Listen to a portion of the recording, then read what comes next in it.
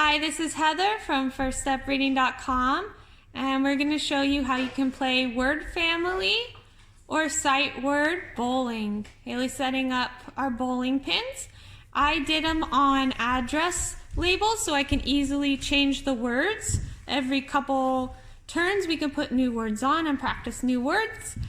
And I make my words in advance. Okay, Haley, you ready?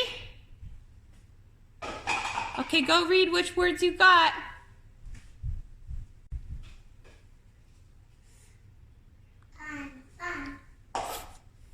Good.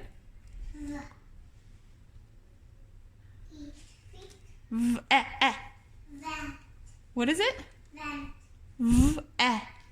Try again. Right. Another one.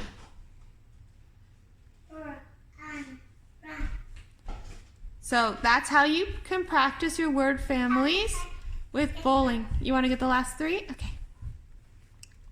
It's hard. You have to maybe move a little closer. Oh, you did it!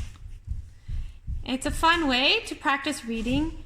And if you write them on stickers, it's easy to just peel them off or stick another sticker on top. I hope you enjoy that video. A fun way to practice reading. Bye!